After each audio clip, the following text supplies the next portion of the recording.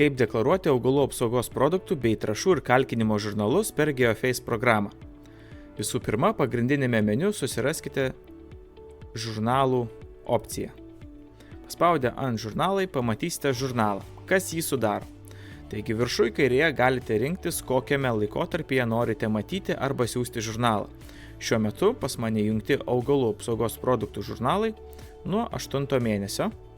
Galiu čia pat pasikeisti, kad būtų visi kalendoriniai 23 metai arba kitą norimą laikotarpį. Apačioje matote įrašus. Čia yra laukų pavadinimai, paspaudus ant kurio nors įrašo, jisai išsiskleidžia ir matosi, kokie purškimai buvo tame lauke daryti, kokie įrašai atsigula į žurnalą. Įrašus galima koreguoti. Čia galite matyti bloko numerį, produktą, plotą kiekį, leistiną normą, faktinę normą, apdorojimo pradžią ir pabaigą, kuomet buvo atliekamas purškimas, bei derliaus nuėmimo datą, kuomet buvo derlius nuimta šiame lauke. Taigi, kaip šitie įrašai čia atsiranda? Viskas pas mus atsiranda automatiškai iš purškimo ir tręšimo darbų. Jūs planuojatės ir atliekate darbus GeoFace, o žurnalas susidaro automatiškai. Ir tol, kol jūs nepaspaudžiate mygtuko siųsti į žuts, tol niekas šių žurnalų nemato. Jeigu yra įrašai, kurie jums, galbūt ne įrašai, laukai, kurie jums nepatinka, kurių nenorėtumėte siųsti dėl vienokių ir kitokių priežasčių, jūs galite juos išjungti visam laikui. Jūs išjungiate ir jie nebus niekuomet siunčiami. Tol, kol juos įjungsite. Jeigu įjungsite, visi įrašai, istoriniai įrašai to lauko bus irgi nusiusti, kurie įeis į nurodytą laikotarpį. Dabar, jeigu norite kažką pakoreguoti, galite koreguoti nebūtinai per šį meniu.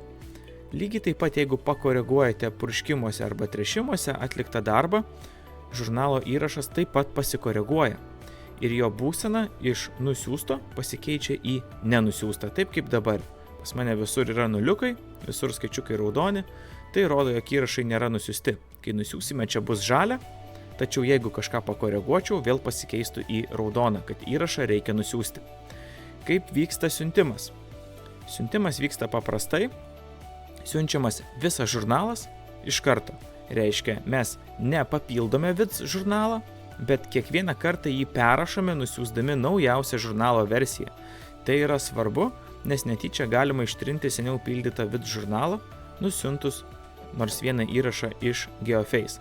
Todėl jeigu jau pradėjote pildyti per GeoFace, čia ir pildykite, tai bus daug paprasčiau ir greičiau.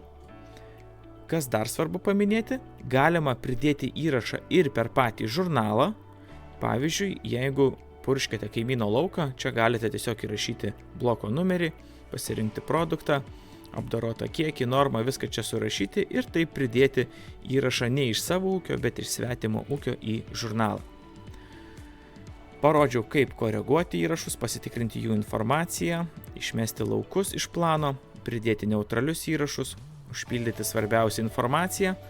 Laikas parodyti, kaip viską siųsti. Tai kokį nors lauką išbraukim dėl viso ko ir spaudžiam mygtuką siųsti į žuts. Lygiai taip pat galima atsisiųsti ir PDF formato žurnalą, jeigu norim pasižiūrėti. Bet spaudžiam siųsti. Čia turim identifikuoti save per banką, Smart ID arba mobilų parašą. Dabar tai padarysiu.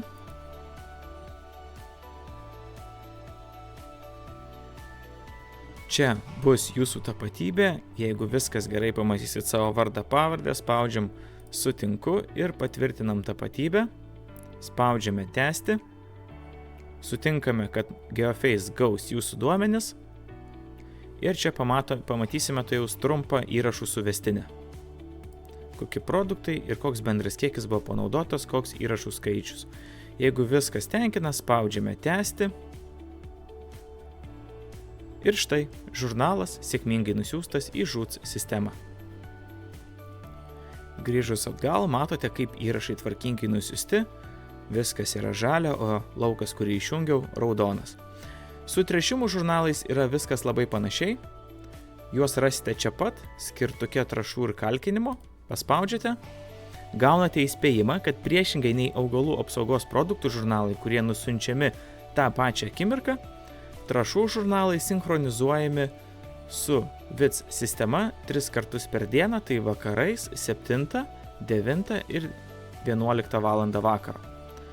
Čia tiesiog šis įspėjimas, spaudžiame supratau, matome lygiai taip pat įrašus tręšimo, lygiai taip pat juos galime koreguoti, galime ištrinti, matome normas, matome trąšų sudėtis, viskas taip pat. Plius matome suvestinę, čia tokia spalvota linija atsiras, kai nusiųsime. Dabar matome, kad vienas įrašas yra neįtrauktas, vienas laukas yra išbrauktas iš sąrašo. Vėlgi pasirenkam dominantį laikotarpį, kuriame norime nusiųsti įrašus. Matom, kad 8 įrašai nenusiųsti. Jeigu viskas gerai, vėlgi spaudžiame siųsti į žūts. Jau esame identifikavęsi neseniai, spaudžiame tęsti, sutinkame. Vėl matome suvestinę, tai tiesiog DAP trąša, 7 įrašai, bendras panaudotas kiekis. Jeigu viskas gerai, spaudžiame tęsti. Ir matome, kad žurnalas sėkmingai nusiųstas, dabar lauksime vakarinės sinchronizacijos, po kurios galite prisijungti į pasėliai.vit sistemą ir pasitikrinti dar kartelį, kaip viskas nuėjo. Jeigu norite pirmąjį kartą pasižiūrėti, kad būtų ramiau. Tai tiek, taip nesudėtingai galite deklaruoti žurnalus per GeoFace sistemą.